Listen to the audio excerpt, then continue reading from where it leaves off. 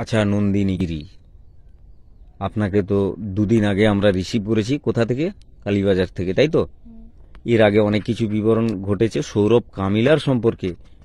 যে বক্তব্যগুলো, যে বয়ানগুলো আপনার বাবাও রেখেছে, যে মামাও রেখেছে, যে ওই ছেলে কি সত্যি আপনাকে বিক্রি করেছিল? কোন জায়গায়? হায়দ্রাবাদে। তুমি ইচ্ছাকৃতভাবে গেছিলে না ও নিয়ে গেছিল প্রলোভন দেখিয়ে? বা যাই হোক, এখান থেকে নিয়ে যাওয়ার পরে গিয়ে জোর জবস্তি এরকম বিক্রি বাটা, এই যে ঘটনাগুলো, কথাটা সত্যি মা? বলো কিছু একটা, চুপ হয়ে থাকলে হবে না। দোষ করেছে, দোষীর সাজা হোক। তো সৌরভ কামিলার সাজা হোক। তাহলে মা বাবা যেটা বলছে সেটা দিয়ে গুরুত্ব দিয়ে ঘটনার বিবরণ কিছু বলবে না? বলো কি করতে কি হয়েছে, কি করে গেছিলে আমাকে বলো। হ্যাঁ, ক্লিয়ার কথা বলো, না কারো কথা না, আমি মেয়েটার মুখ থেকে কিছু শুনবো। বল মা। নন্দিনী তুমি একটু বলো, আমরা শুনবো। এবং এখানে হাজার হাজার মানুষ দেখছে, তা বলো সঠিক ঘটনাটা। আমাদের এই গঙ্গাসাগর সাগর দ্বীপের যে ঘটনা খুব কষ্টকর, তুমি একটু বলো তো, আমি শুনবো। মা অনেক কিছু বলেছে, হ্যাঁ বড় মামাকেও ফোনে জানিয়েছে। তো বলো বলো কি ব্যাপারটা, আমাকে একটু খুলে বলো। ওই ছেলে কোথায় কোথায় বিক্রি করেছিল, তুমি সঠিক যদি জানো, তোমার সঙ্গে শারীরিক কিংবা মানসিক একটা যে নির্যাতন হয়েছে, একটু বললে খুশি হব।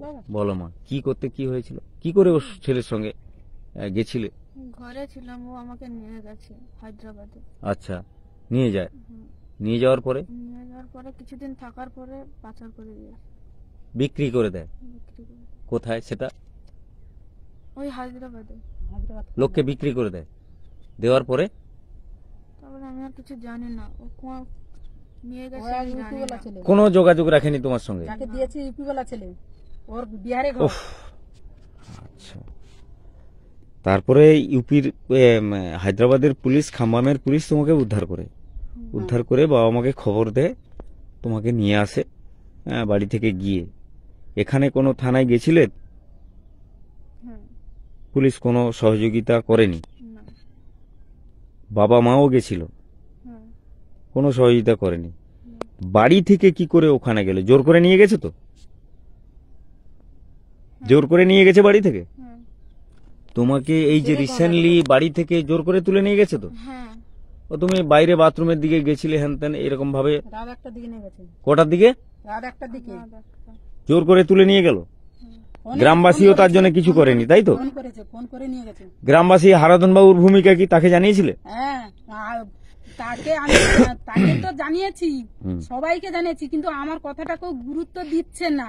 আমি গরিব মানুষ, আমি সুবিচার পাবো না বলে কেউ গুরুত্ব দিচ্ছে না। বলো নন্দিনী, তুমি কি চাও? ওই ছেলের সাজা হোক, এটা চাও তো?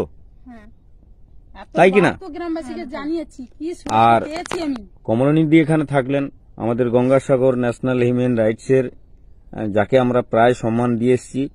ইনি মহিলা সমিতির মধ্যে গত 30 বছর আছে। তার সঙ্গে অনেকে আছে, আমার আলপনা দিয়েও আছে, অনেকে আসেনি। আজকের ছোট্ট ভিডিও নেব মেয়েটার কাছ থেকে কিছু বক্তব্য নেওয়ার জন্য। তবে পুলিশ নিশ্চয়ই চাইবে যে সকলের সহযোগিতা করার জন্য। কোথাও একটা ত্রুটি হয়ে গেছে, যাই হোক, মেয়েটার সঙ্গে যে আচরণ হয়েছে সে নিজেই বলল যেটুকু। তা নন্দিনী, আরেকবার আপনার কাছে যাচ্ছি যে ওই সৌরভ কামিলা এবং তার তৎসঙ্গে যারা সহযোগিতা করেছে ওকে, তার সাজা হওয়া উচিত। মা, কি সাজা চাও? উপযুক্ত বিচার চাও তো মা? উপযুক্ত বিচার হোক। যাই হোক, মেয়ের মা বাবাকে এরকম না যেন কাঁদতে হয়। বাচ্চা মেয়ে এরকম সর্বজ না যেন করে, কোনো মা বাবা না যেন এরকম কাঁদে। আর গ্রামবাসী এরকম সহযোগিতা এই না যেন করে, সুরক্ষা যেন করে, যেন নাবালক মেয়ে, এখন ওর বয়স হয় না, ও বুঝে না। গ্রামবাসী যেন এই দায়িত্বটা নিয়ে যেন চলে সবসময়।